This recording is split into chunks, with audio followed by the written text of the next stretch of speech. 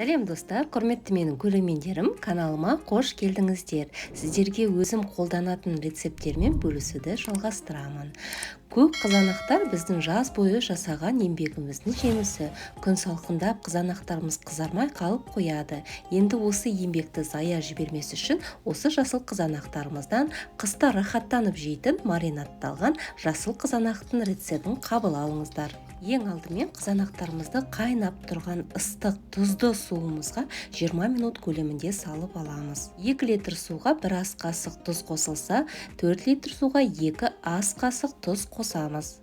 Суымыз қайнағаннан кейін пештің астын өшіруді ұмытпаңыздар.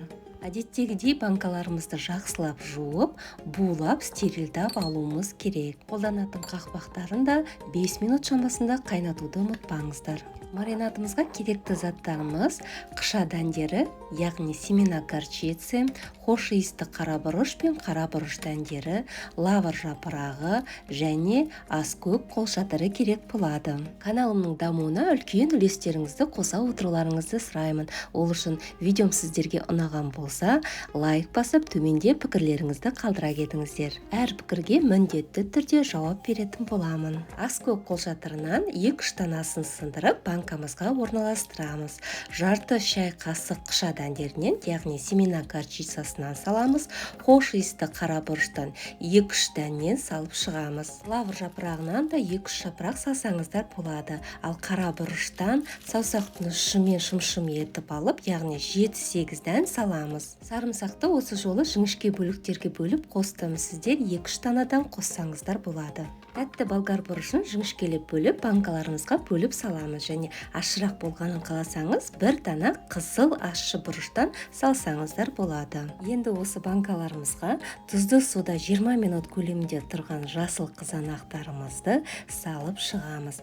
Менде қызанақтардың көлемі кішірек болған соң, кішірек 700 грамдық банкаға салғанды тәуір көрдім. Егер сіздерде үлкен көлемділер болса, онда 2 немесе 3 литрлік банкаларды алғандарыңыз дұрыс болар. Банкамызға бос орын қалдырмай, жасыл қызанақтарымызды баса отырып, тығыздау етіп орналастырып шығамыз. Жасыл қызанақтарымызды толығымен салып шыққан соң, үстінен қайнап тұрған ыстық суымызды құйып шығамыз. Жасыл қызанақтарымыз осының алдында да 20 минут көлемінде ыстық суда тұруына байланысты бұл кезде 5 минут көлемінде ыстық суда ұстайсыздар. Осы банкаларымнан шыққан суды нақты қанша литр шыққанын білу үшін мен арнайы өлшеп алдым. Менде бұл жерде 700 грамдық 4 банкадан 1 литр шықты. Әрине бұл жерде қызанақтарымыздың көлеміне де байланысты болады. Ол суды төгіп тастап, таза 1 литр суымызға 1 ас қасық тұз, 2 ас қасық қант қосып,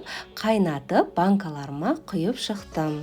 Достар, сіздерге ұсынып отырған рецептім ұнаған болса, лүпілдеріңізді аямай баса отырыңыздар. Сіздердің әрбір лүпілдеріңіз мен үшін өте маңызды. Қазақ қыздарыңыздың YouTube арнасында дамуға деген құлшынысын одан әрі арттыратын боласыздар. Бетімен бет боп құйылған рассолымыздың үстінен 70% сірке суынан 1 шай қасыққа толтырмай қосамыз. Мен бұл жерде стерилданған крышкаға бірінші құйып аламын да, банканың үстіне құйып, банкаларды жауып шығамын. Банканың толық жабылғанын тексеріп алуды ұмытпаңыздар. Банкаларымыз толық суығанша көрпе астында ұстаймыз. Осымен біздің маринадталған жасыл қызанақтарымыз дайын. Осы рецепт бойынша міндетті түрде жасап көрулеріңізді сұраймын. Міндетті түрде жасыл қызанақтарыңызды тұздалған ыстық суда ұстауды ұмытпаңыздар. Сол кезде жасыл қызанақтарыңыздың ащысы кетіп, қыста ашқан кезде қызанақтарыңыз өте дәмді болып шығады. Сіздермен болған Нұржамал. Видеоның соңына дейін қарағандарыңызға көп рахмет. Келесі видеода жүздескенше сау болыңыздар.